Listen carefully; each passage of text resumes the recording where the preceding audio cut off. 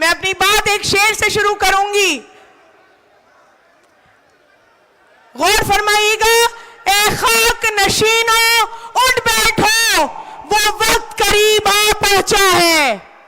ए खाक नशीनों उठ बैठो, वो वक्त करीब आ पहुंचा है। जब तख्त गिराए जाएंगे, जब ताज उछाले जाएंगे।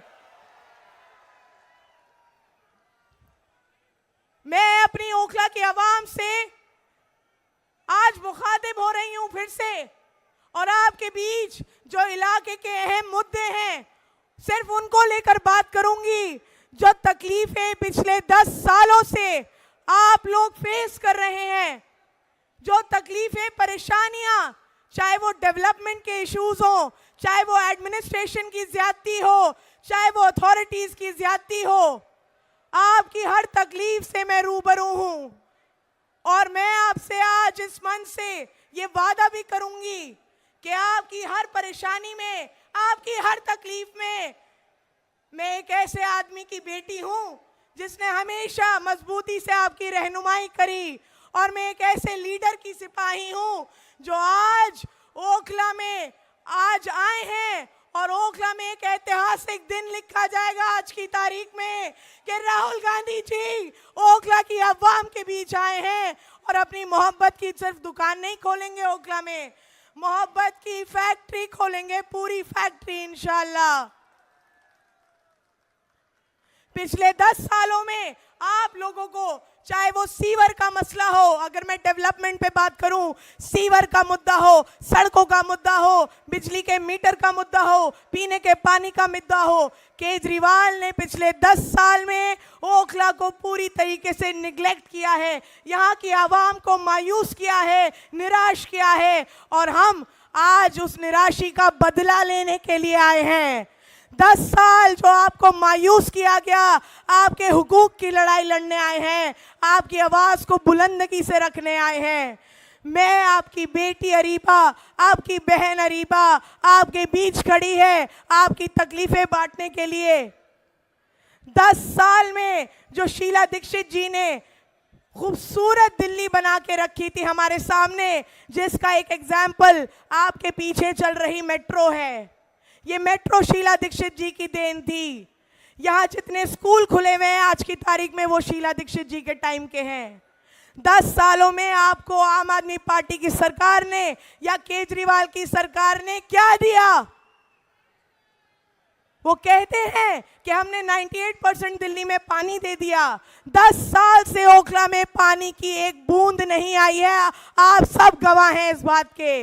वो कहते हैं हमने शिक्षा पे काम किया, 10 साल से एक भी नया स्कूल नहीं खुला है ओखला विधानसभा में। वो कहते हैं कि हमने हेल्थ पर काम किया, 10 साल से ओखला और बराबर के हलकों में भी कोई सरकारी अस्पताल नहीं खोला गया। आज भी इंसान एम्स और सफदरजंग भागता है, जो कि शीला दीक्षित जी और कांग्रेस पार्टी की देन है। मैं आपसे एक बात कहूंगी कि केजरीवाल जैसे मुस्लिम विरोधी की पार्टी को मसलहत के नाम पर मुसल्लत करने की जो सोच है, वो जिंदा कौम को मुर्दा करने की मुहिम का हिस्सा है, चाहे वो जानबूझकर हो या अनजाने में हो। इस हिमाकत को हम समझदारी का नाम नहीं दे सकते हैं। लगातार केजरीवाल ने जिस तरीके की मुस्लिम विरोधी सोच दिखाई है, चाहे वो CNRC का मुद्दा हो, शाहीन बाग में हमारी खवातीन ओखला की पैटी रही सर्द रातों में, कौन खड़ा था उनके लिए? कांग्रेस पार्टी खड़ी थी उनके लिए। केजरीवाल ने ये कहा था कि दिल्ली पुलिस मेरे अंडर कर दो, 1 घंटे में पूरा प्रोटेस्ट उखड़वा दूंगा। जब कोरोना आया, कोरोना में महामारी आई, तब सिसोदिया ने नेशनल टेलीविजन पे ये कहा कि ये मरकज वाले कोरोना फैला रहे हैं, कोरोना जिहाद, कोविड जिहाद। आप सब वाकिफ हैं किस तरीके से मरकज और जमात पे ताला लगवा दिया गया। मैं ज्यादा वक्त ना लेते हुए आपसे एक बात कह के जाऊंगी कि देखिए, आज आप लोगों की वजह से हम इस जगह पर खड़े हैं, इस मुकाम पे खड़े हैं। मैं अपनी पार्टी की सीनियर लीडरशिप का जितना मैं अपनी पार्टी की सीनियर लीडरशिप का जितना शुक्रिया अदा करूं उतना कम है कि 2 साल के वक्फे के अंदर मुझे इतना बड़ा मौका दे दिया दोबारा लड़ाई लड़ने का, आपके हुकूक की लड़ाई, आपकी आवाज बनने का। और मैं इंशाल्लाह आपसे वादा करती हूं, देखिए पूरी दिल्ली के अंदर सब टकटकी लगाए बैठे हैं ओखला विधानसभा की सीट पर। पूरी दिल्ली में चर्चा है ओखला का, और आज आपने भी साबित कर दिया है यहां आकर इतनी बड़ी तादाद में कि 5 तारीख को क्या चलेगा, क्या चलेगा।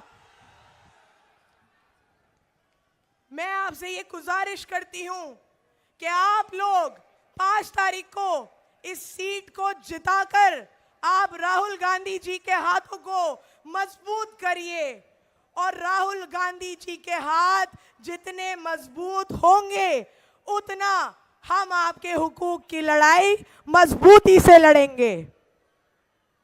आप भी इस बात के गवाह हैं कि वाहिद पूरे मुल्क में एक वाहिद लीडर है राहुल गांधी जी और प्रियंका गांधी जी, जो मुसलमानों की, माइनॉरिटीज की, दलितों की और पिछड़ों की आवाज बने हुए हैं।